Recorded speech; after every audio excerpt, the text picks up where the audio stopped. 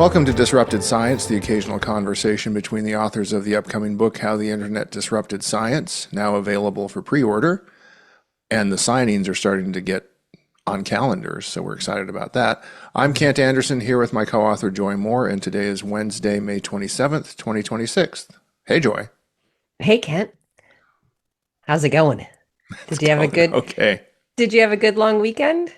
I did. I did. I've had more hot dogs in the past 48 hours than probably is Ah, recommended, but well, every once in a while you have to go and have a really good grill charred hot dog with mm-hmm. all the fixins and some potato salad. How about you?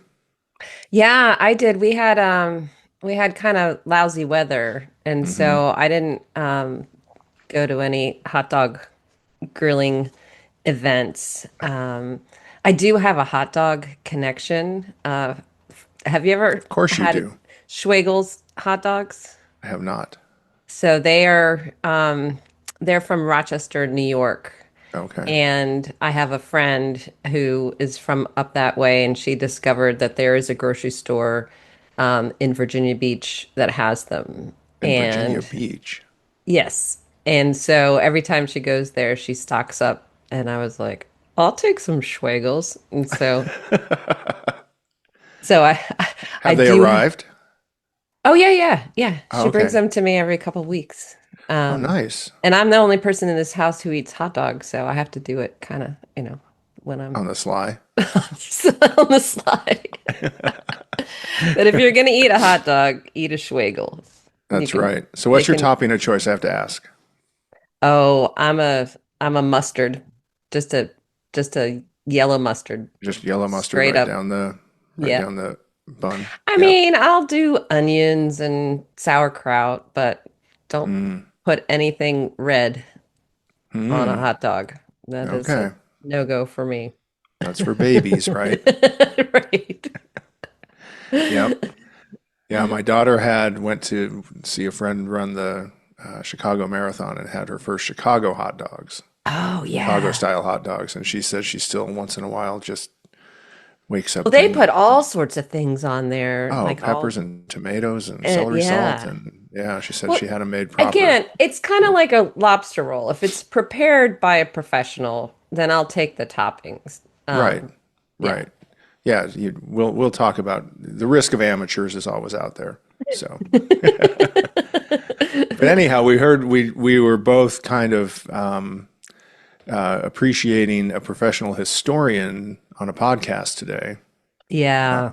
and you got to it first, and then I was close behind, and you want to talk about a little bit about that?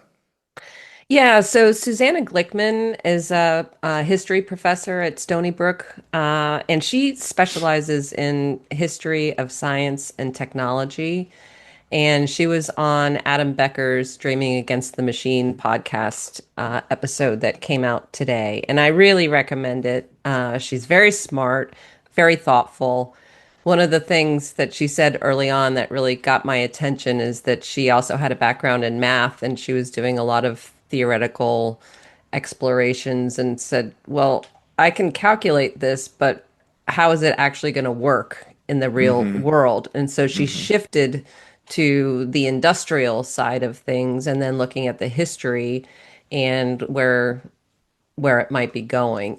And so she was just super thoughtful, but very practical. And I think we need to hear from more people like her. Yeah, definitely. Because she also there was one section I was kind of going gaga over, which is she and Adam Becker were vibing really well, but the discussion of how people will say AI is going to do this or AI is going to do that. And she's Mhm. like, AI is not going to do anything. That's obscuring a political and social policy conversation. And you're hiding that conversation and failing to have it by Hmm. saying that, by accepting that premise. And I'm like, yeah, that's smart. Yeah, and she said it in the context of getting questions from students who are trying to figure out what to do. Should I learn to code? Well, if AI is going to do it, then what should be my career path? And she said, "No, no, no. That's the struggle. Like you're the Hmm. human. You figure out what you want to do." Right. and make it work rather than just sitting back and letting AI happen to you. And I Right. think we can see evidence of that in lots of different disciplines, right? Yeah. Yeah. Mhm. Absolutely. But one thing we wanted to do, because we've been concerned about it and interested in the idea, is to talk a little bit about our book as publication dates coming closer, and kind of check in to see if it's still relevant, because it's been about a year since we put pencils down, as you say, or put the book to bed. Mhm. I remember about this time we were writing about McCullough and the Senate testimony, which Yep. is in the book, so we were able to get that in. But we wanted Mhm. to just double check that the book is still relevant, and Mhm. that we're, that our, if we peel back our feeling that it is and actually scratch and below the surface, is it true? So the good news, I think it seems more relevant than ever, but we're going to Mhm. walk you through a little bit of it and let you know why we think that is the case. And these are just our opinions. But yeah, we were worried like if this hits the shelves in a year, all these problems have will have been solved Right.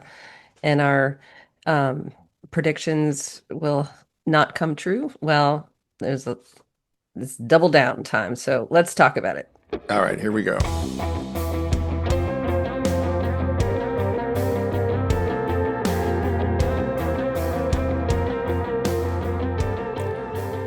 All right, so to tackle this, we're going to walk the book a little bit, Hmm.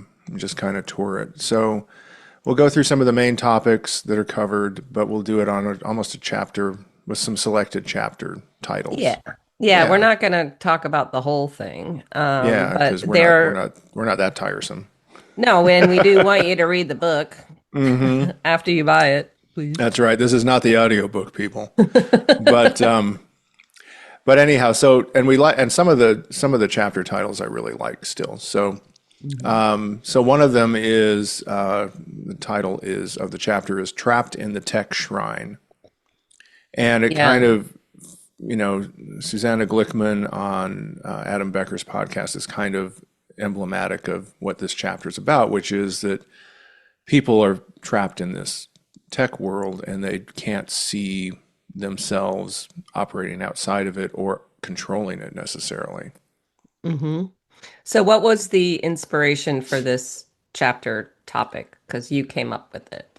Yeah, so the idea was that when, and you and I both went through this, when we went into Hmm. the transition from print to digital, we became very dependent on technology vendors to provide us with strategic insights. And it permeated the organizations that we worked for, because all of a sudden we went from having a webmaster who was a guy with a server who knew how to register a domain name, to all of a sudden having CTOs and CIOs and all of that kind of stuff, and then whole staffs, and every idea had to have some sort of tie back to something going on in Silicon Valley to be viewed as legitimate, because it was this kind of inevitability. So it was like this worshipfulness of tech. Hmm. And so we were in the Well, we were, shrine. Yeah. yeah, we were worshiping the potential, right? And Some seeing, people were. yeah. Yeah.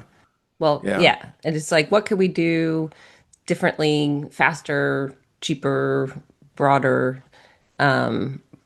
But uh, at least from my perspective, it was from a practical business perspective, not the inevitability notion or an ideological Yeah, stance but that it I think should the be like culture, this. yeah, I think Yeah. the culture took over though, and I think Hmm. that since we put the book to bed, that only has only seemed to accelerate.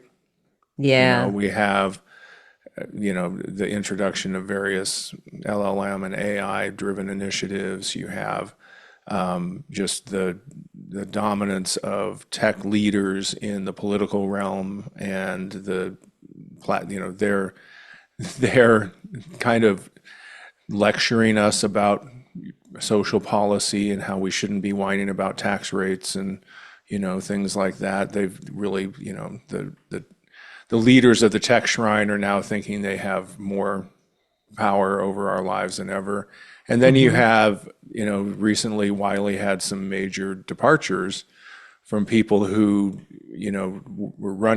came up through their society journals programs, Hmm. and now they're being supplanted by, a person who looks like the most prominent background she has is from Microsoft. And so Hmm. it seems like this tech shrine kind of way of living is even more embedded than it was when we put the book to bed.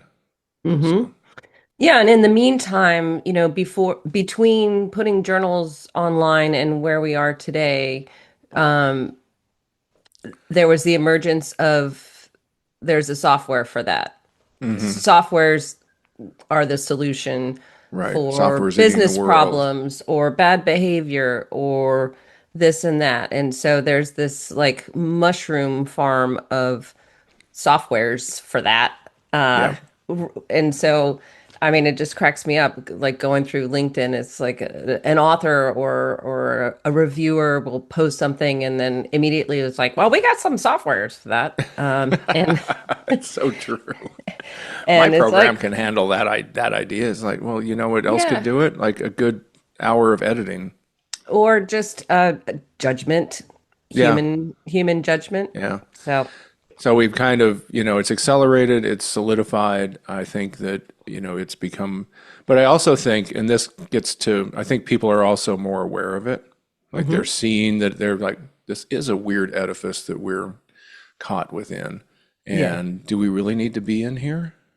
Or should I go listen to my vinyl records and, go have a hot dog? But so then another chapter that we wanted to check in on is called an ad models for scientific claims. And I think what's happened since we put the book to bed with that is that more people are becoming more aware of it and less comfortable with it. Yeah. And that's interesting. Hmm. That's good. I think it's good, because our position is you should be uncomfortable with it. It's not a great model on any dimension, really. Right. And as we were kind of working through what do we mean by an ad model for scientific claims is, and we've talked about this before, written about it a lot, is that this environment that we're in, where people pay to have papers published and made free to everyone, is an advertising model. Hmm. And it wouldn't have passed the post office if it was going through the mail.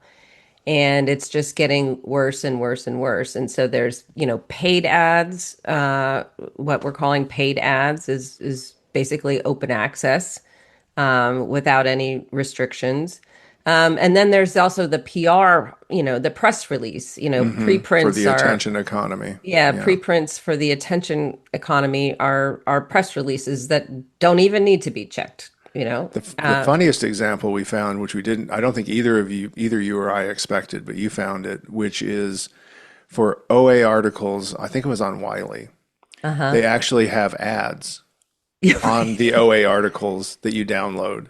Right. So there's ads on the paid for ads, and then those papers get picked up all over the world as fodder for advertising based scientific Claims newsletters. in No, the no, no, no. For like the journal, it's not real journalism. It's just they hmm just get picked up to be right, covered in other publications that are also ad supported. So right. there's like So one, two, it's a three. clickbait Yeah, it's advertising right. ecosystem. Yeah. And so when the people who are complaining about the government paying for research and then paying for publishing charges and then paying for subscriptions, they're like, that's a triple charging. Well, this is a gazillion charging, right? Like that it is totally out of control. And who knows Right. who's making money off of ads based on a single paper. It's so funny. It's so funny. But that gets into the next one that we wanted to talk about, which is a chapter called Everything Counts, Nothing Matters, Hmm. which is about how so many metrics have become severely compromised by this high volume, high throughput redundancy based publication environment that has been created to in response to all the various incentives that are going on the producer side.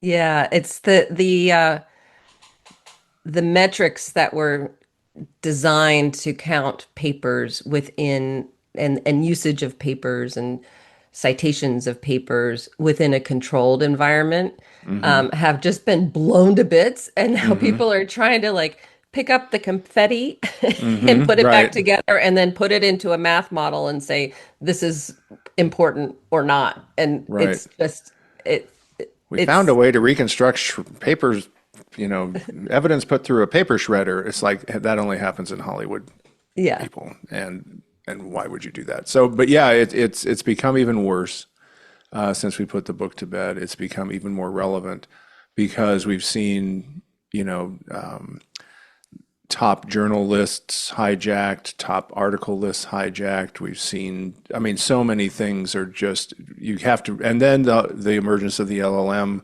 crawlers and bots has, now everything, the new technology wall is Cloudflare, Yeah. right? Everybody has to go through that.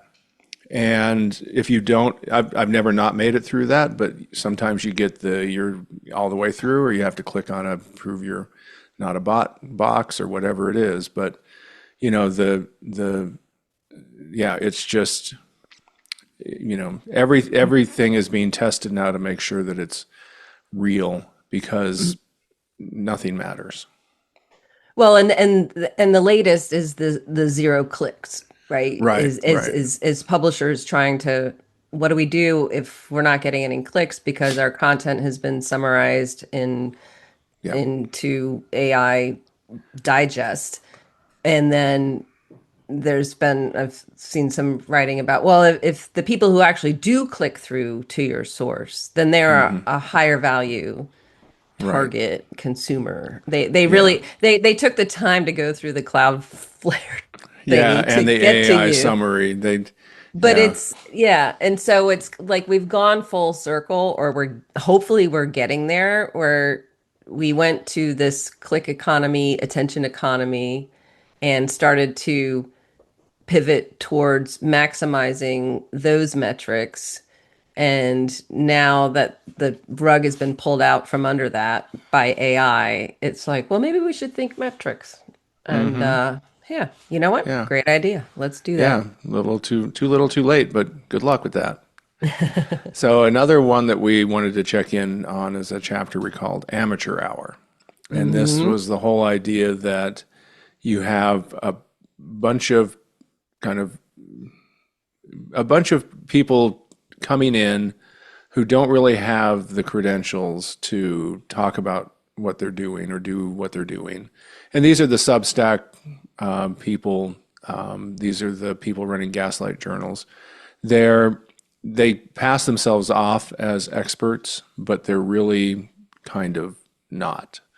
And that has a range of they're just not very good at it to they have an intention of Yeah. misleading the other people.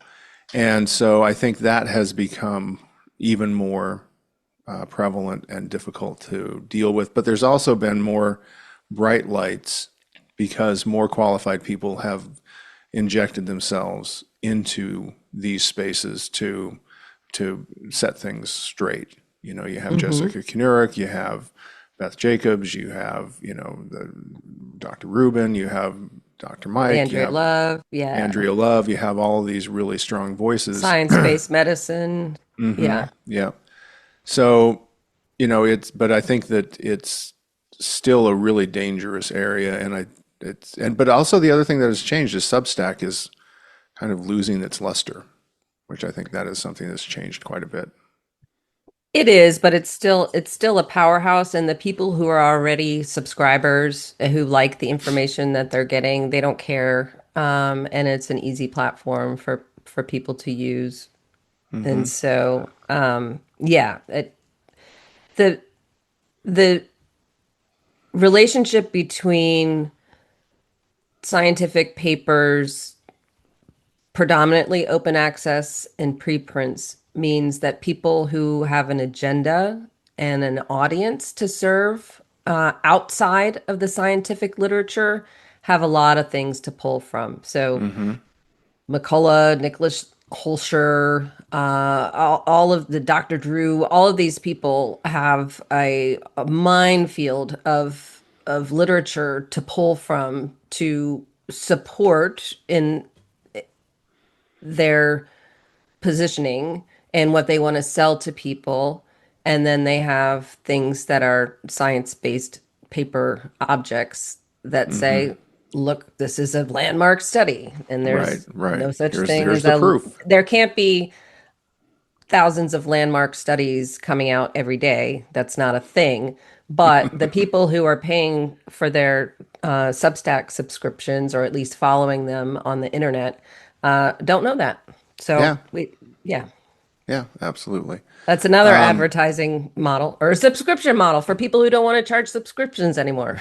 yeah, yeah, yeah, yeah. I know it's a weird. It's when we talk about this a little bit in the book. It's weird how the Substack paywall actually creates. I mean, they're leveraging the idea that you'd only pay for good information, Uh-huh. and then they let crappy information from conspiracy theorists and Nazis and others out through that kind of that it's a canny way to fool people by, Yeah. oh, we're not we're going to make you pay for this bad Hmm. information, and so it can't be bad information if you're paying for it ipso facto.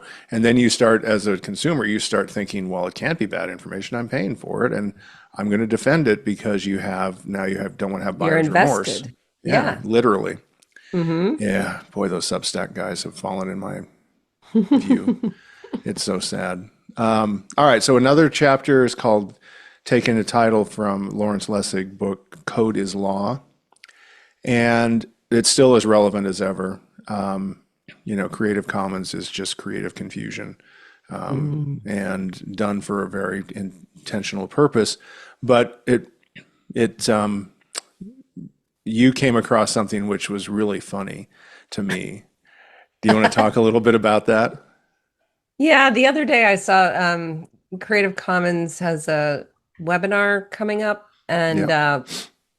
and so I was curious because they're talking about, Creative Commons in the age of AI and things like that. And there's a panel, and I clicked on it. I was like, because this is the type of thing I'm interested in. I can't wait to see what they're gonna talk about. And it's the registration is hosted on GoFundMe. What are you talking about? Information wants to be free, and now Right. 25 years later, you got to ask the Did you go people in who to see want what to learn. the rates were? Well, oh, it's just like, whatever. It's a Whatever you fundraiser. can Whatever afford. you can afford, Yeah. less So you than the could, well, it was like you could be kind of, the language was really funny. It's like, we'll flatter you a little if you attend and don't do anything. We'll flatter you more if you pay $25. We'll flatter you even more if you pay $50. And if you go way beyond, we're in love with you forever. And it's like, really? This is just gross. And then it's like two people who, talking about it, who I haven't really heard much from in 15 years. Well, where are all the tech billionaires who have been Yeah, profiting from CC right, all this time? Why aren't they sponsoring it? Or at least they don't have to tell us they're sponsoring it. Just don't ask us to pay right. you to A make our stuff fundraiser. Go free fund to me. go to these billionaires. I Yeah. mean, ugh. Go fund me, go you.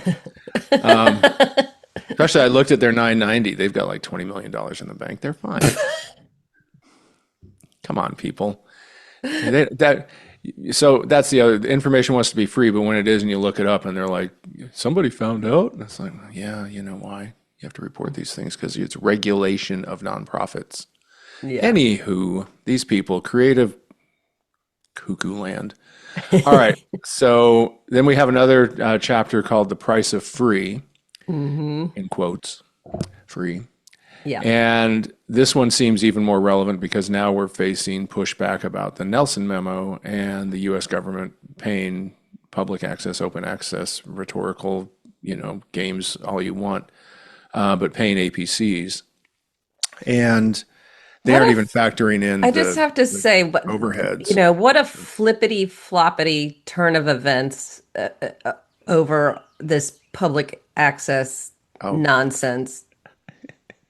it was really hard to write about because I had a post out on Tuesday morning that was really hard to write about because it is such a mess. I mean, Yeah, it's like at one you want to attack the journals and you want them to go away, and then you want government sponsored journals and you want to pay for those, but you're not willing to pay for those, and then you want to cap APCs, and then you want to rescind the Nelson memo after you accelerated the Nelson memo. It's like this. I mean, these really are. I put in my social media, my LinkedIn post. These are chaos monkeys. yeah.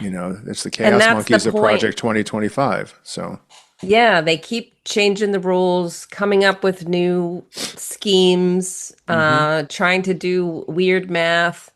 And then alongside it, they are restricting the ability for government-sponsored scientists to collaborate internationally or to right, publish internationally. They're just creating this crazy spaghetti of potential regulations, ideas about what should be done. Do we know what's going to be enforced or not? Who do they even have working for them to keep track of all this? I know.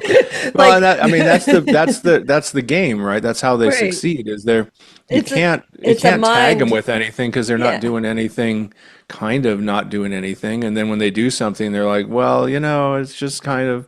It was just a thought, we didn't really say that. It's just they're not serious, but they sure get away with a lot and hurt a lot because NIH funding's, you know, screwed Yeah. up. Scientists are leaving. You know, scientific projects are shut down, and now they're throwing this kind of chaos into the scientific publishing space again, which they've been doing since this administration started. But this is the price of free, right? It's become known that there's a price to it, right? Mhm. People don't necessarily like it. I gave a talk a couple of weeks ago, and I wrote about it, but I think that the idea that you as a publisher have a tentpole journal that is subscription, Mhm. and then if somebody gets rejected from that, you offer them to be considered by your pay for play, pay to play journal, gold OA journal. That hits them in a really they're offended. Yeah. They're like, okay, this now feels like a little sleazy. Yeah. And who can blame them? But they also realize they're kind of stuck. Mhm. And so it's just, the price of free, I think, has, again, since we put the book to bed, I think that the psychic science and fiscal price of this have all those prices have become more attenuated, and people really are sensitized to them. Yeah, the price of free is a race to the bottom. Hmm. So, on the one hand, the publication outlets that can maintain their profitability by spending the less on quality are going to attract more papers. And on the other hand, the publishers who are trying to maintain scientific integrity and editorial rigor are having to invest more. Hmm. And so it's a lose lose either way. Right. Yep. Yep. All right. Another one that we wanted to check in on is a chapter called Feudalism Makes a Comeback. Hmm. And yeah, this one's been interesting since we put it to bed because it ties into a couple of other ones. But I'm really, really glad that we talked about Jeffrey Epstein in the Hmm. book in a few places. But this slippery slope has already started to slip. It's slip sliding away. Yeah. So which is I think a good thing. I mean, these, Yeah. not all change is bad, and having, Bill Gates have to shut his pie hole and Hmm. cough up all his cash is not a bad thing. Hmm. Getting rid of putting the pressure on, people who have, billions of dollars And remember, I always love this analogy. A million seconds is 12 weeks. A billion seconds is 32 years. Mm-hmm. So if you have $1 billion, come on. So Mm-hmm. anyhow, but there's been a general increase in a sense that things are unfair, that billionaires need to be brought to heel. That's why Jeff Bezos was actually went on TV and said, "Not so fast. It's not going to help that nurse in Queens." It's like, well, I liked what Scott Galloway and Kara Swisher said, which is exactly what I think was on our minds, which is, well, let's try it. Right. Yeah, let's give it a shot. Uh-huh. If not going to change anything. Well, then why not just try it? Mm-hmm. Um, But but and the main theme, for this chapter is how a few wealthy funders have changed the landscape of the mm-hmm, practice and business of scientific publishing, mm-hmm, mostly due to open access. And mm-hmm, so taking marching orders from the people who are paying the scientists to do the research, but also dictating where and how they should publish was a big focus for a long time, and it still is. And mm-hmm, now that has created a feudal system. mm-hmm, And instead of the publishers with established businesses that have been around for, in some cases, a century, saying, or no, this is more. our business. Yeah. Yeah. And this is how we run it. Okay, well, we'll take your scraps, billionaires, and we'll morph our business models towards you. Mm-hmm. And now, that's the thing with billionaires. They can change their mind. They don't know what Yep. they're gonna, we don't know what they're gonna be interested Yeah. in, Or they have feet of clay tomorrow too, and or maybe they've got, an yeah. airline ticket to an island that they shouldn't have been visiting, and Right. and there you go. So that So, that chapter is still relevant. oh yeah, oh yeah. Another one that is called "Not the Same as the Old Boss," Hmm. and this was writing this. I remember thinking, because you really got onto this scent first and best, and I was following along like the dumb friend. And and picking up your candy wrappers as you're like, oh, okay, here we go. This is a good one. And but it was, this whole idea of eugenics and Fantasyland, trad wives and breeding facilities and all the crazy stuff that Adam Becker in his book really consolidated in a meaningful way. Hmm. But I'm really, really glad this is in there because now you see something like the SpaceX prospectus, which and this is reading directly from the show notes people. Cuckoo banana pants. Totally cuckoo. They have Oh, who 41 was it? pages of rocket imagery. Yeah, just I mean, yeah. I do not want to picture It makes, Elon's. I think it was Scott Galloway who said this makes the WeWork prospectus. And I don't know how much you know about that, Mm, but that was nuts. yeah, What they were doing. We're gonna make the world a better place by, I buying up mean, real right. estate. Um, Fractional office sharing. Yeah, yeah, they decided to get creative and all that. It didn't work out very well for no, them. But this is nutso. Like yeah. this is taking it to the people. What the worm inside of RFK's Elon's. brain. Well, yeah, I think they merged with Elon's mouth, and that's what Okay. we've got. Yeah, I mean it's insane how the more like Andreessen talks and Musk talks and even Bezos, again, if they were smart at this point, they would just shut up, Zip it. zip it, and try to make this last as long as you can because but this is the reason we wrote the chapter is when you adopt practices in the tech shrine, you also adopt some of this belief system, whether you like it or not, whether you acknowledge it or not, whether you know it or not. And Hmm. because you end up supporting it, and that's I'd and it's also more like to add, relevant than ever too. Yeah. well, yeah, I'd like to add that there's also been a lot of short-term big dollars going Mm-hmm. towards these ideas. If you look across again, the private funder space, the biohubs that they want to sponsor, Mm-hmm. the pet projects like longevity, they're dumping a lot of money into the things that are interesting to them, which could Mm-hmm. be interesting for scientists because they're getting funding, they're learning and writing about things that these people are interested in, Mm-hmm. but it's a completely different landscape than it was before. Right.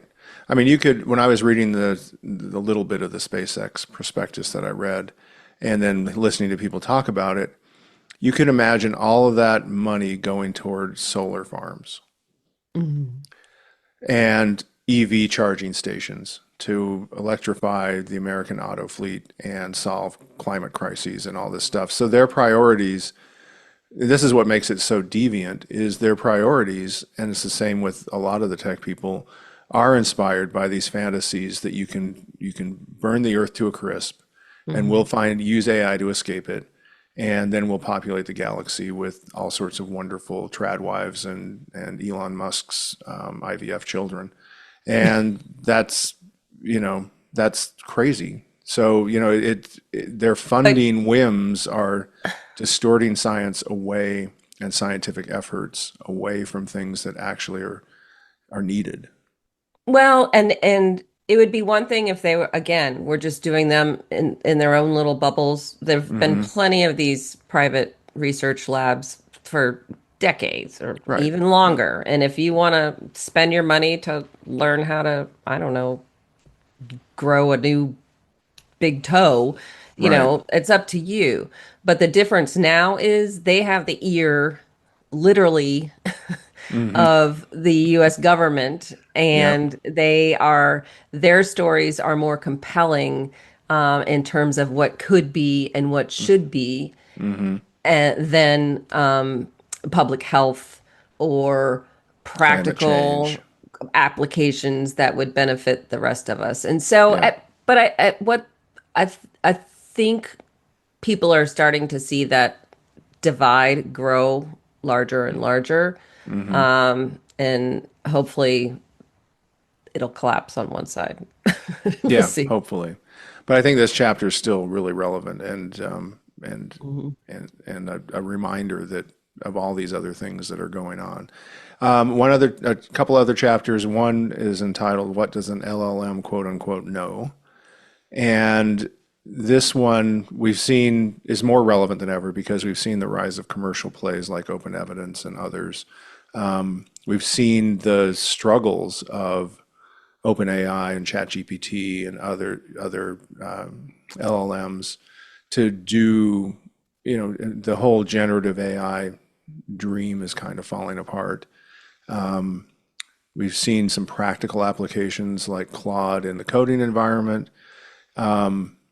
So it's more relevant than ever, and I like this chapter when I reread it recently because it does kind of take you through the experience of trying to figure out something. Hmm. Because there are three cases that we use in the chapter, kind of like this is how people think they know this, but maybe you don't really know it, or maybe even the reporters who reported on it or published it in journals didn't really know it at the time that they published it in journals, and maybe they still don't know it. Hmm. You know? Yeah, what I didn't expect to happen between last year and today is the launch and massive endorsements for products like Open Evidence. Yeah, that one was And shocking. that's really disturbing. Hmm. And I totally get it. There's a lot of, it seems like a great idea. You just Hmm. chuck all the papers into a soup and Hmm. press a button and you're going to get some answers. But anybody who knows anything about scientific papers and how they interact with each other, meaning Right. that they don't, Right. without a human curating them. They barely interact with the real world. Yeah. I mean, they're Uh, there for a particular purpose, and yeah. it's as a sign, it's a notice on a bulletin board in a community room that's actually much smaller than you think, and Hmm. then people read the notice and they go, "Huh, interesting. Okay," and they move on. Yeah. It's just, And just yeah, yeah, I over. know we've Yeah, been through this before, but I can't I stop know. saying I'm no, there are I'm ready to have products 45 minutes on this one alone. But there are products that have been around for a long time that employ humans to take papers into recommendations, mhm, and there's no way this is going to supplant that.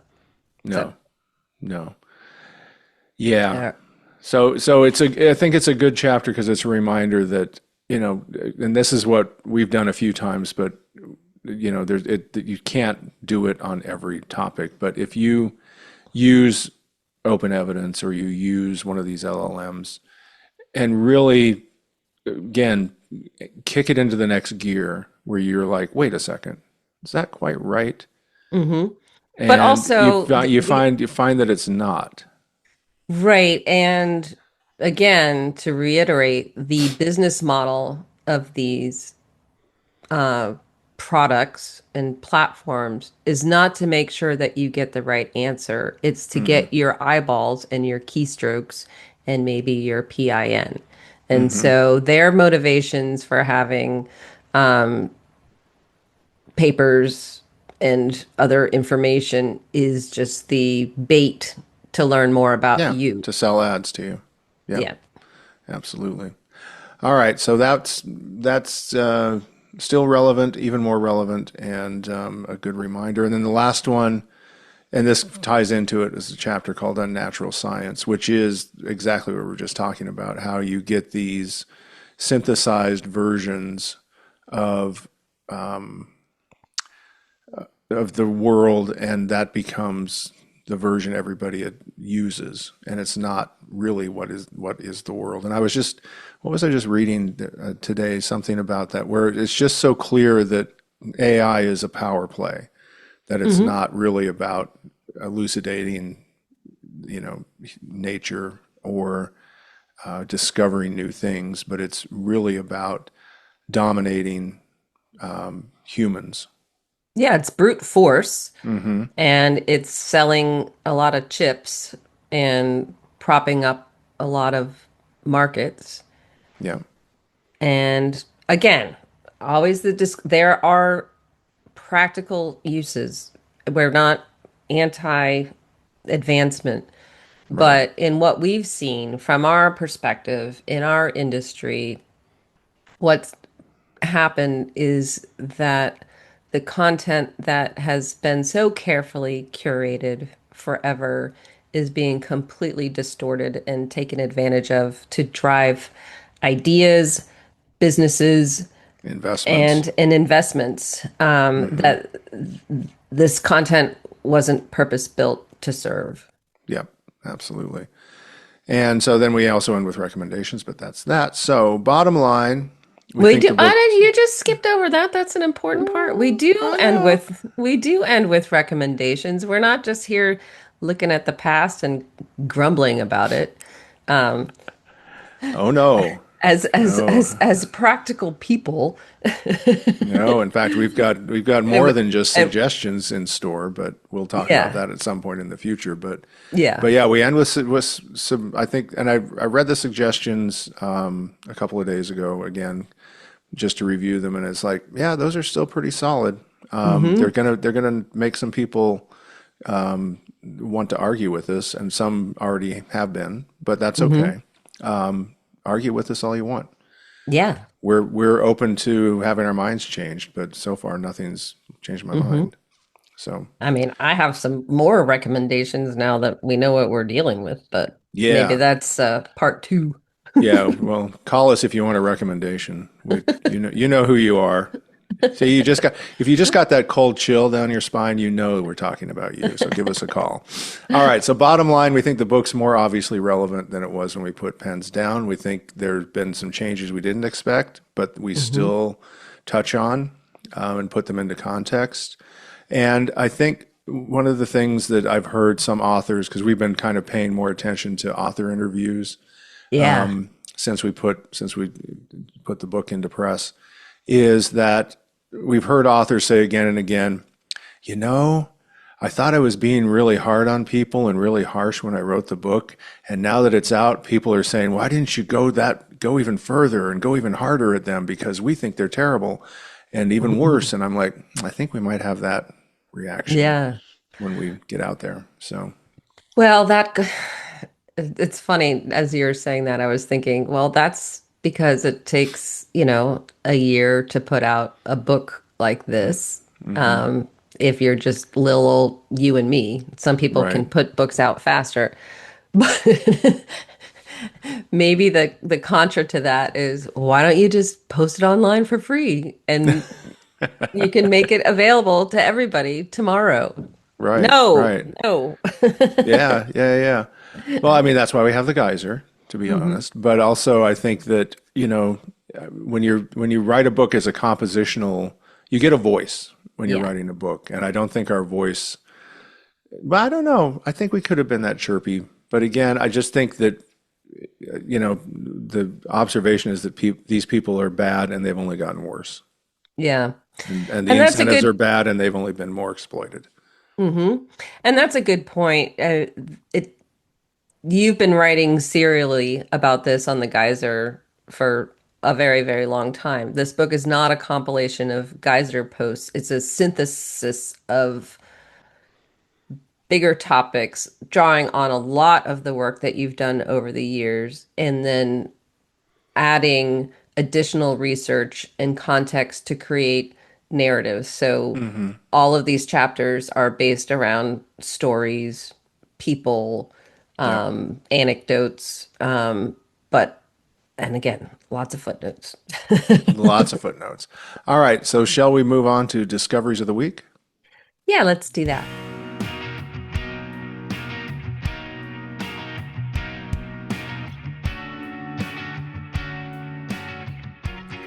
All right. So, discoveries of the week. Joy, it's your turn to kick it off. What do you got? Okay. So I learned something from Bryan Cranston the other day. Hmm. Interesting No, choice. I mean, not he didn't call me up and tell me. I was Oh, I was listening going to to a say, yeah. See your new we're not pickleball partner? Oh, he'd be a great pickleball partner. He would be. He's very limber and energetic. Yeah. Well, he was very limber and energetic on Ike Barinholtz has a new podcast about trivia. It's a fun listen. Okay. It's a trivia based podcast, and so he talks to people and about things that they know about and tries to trip them up with tricky questions. But anyway, apparently Bryan Cranston is a huge Dodgers fan. And Hmm. so he knows everything about the Dodgers. And one of the things that he mentioned as a fun fact that I didn't know was the origin of the term moonshot. Okay. And I always thought it had to go with going to the moon. Mm-hmm. And there was a book, it's in my basement somewhere. I meant to look it up. Have you seen that book, Moonshots? Came out a few years back. Mm-hmm. It's kind of one of these like pop business ideas books about Okay. people Got who it. people who kind Go of for broke. go for broke and things like that. Yep. And Burn the boats. yeah, but it's basically, thinking outside the box and don't care what, don't let the people hold you down. Right. But apparently, and maybe you already know this because you're more of a sports fan than I am, but the origin of the term moonshot came from Vin Scully, the Mm. Dodgers Oh, I announcer. just heard his voice.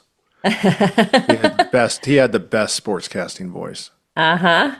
And because Wally Moon, an outfielder for the Dodgers, when they moved to the new stadium, he figured out how to do a crazy left hit the outside ball to get it up over this asymmetric fence that they had.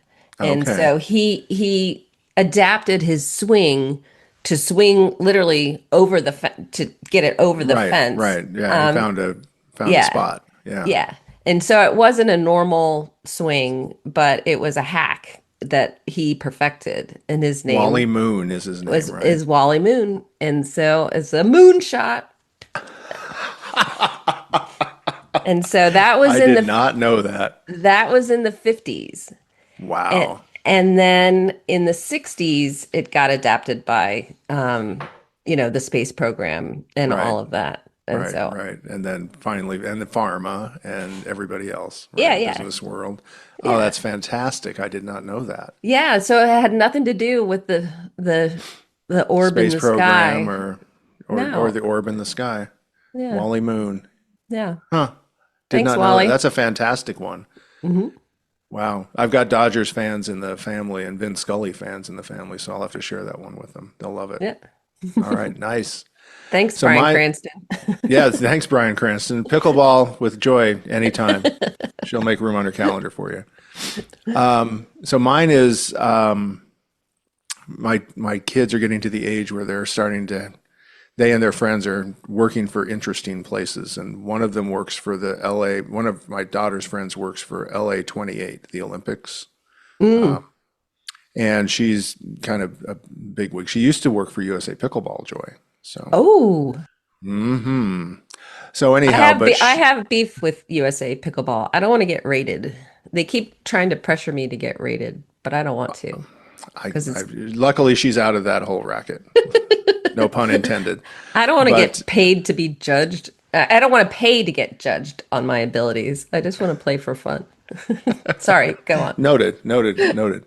But anyhow, so the families recently got together for a nice luncheon, and I was talking to her, and she was talking about how they have all these new events for the 28 Olympics, softball and men's and women's softball are coming back, and all this. And then she said, but they're dropping breakdancing after the Paris Olympics. And I said, oh, Reagan's not going to repeat. She's like, no, Reagan's not going to repeat.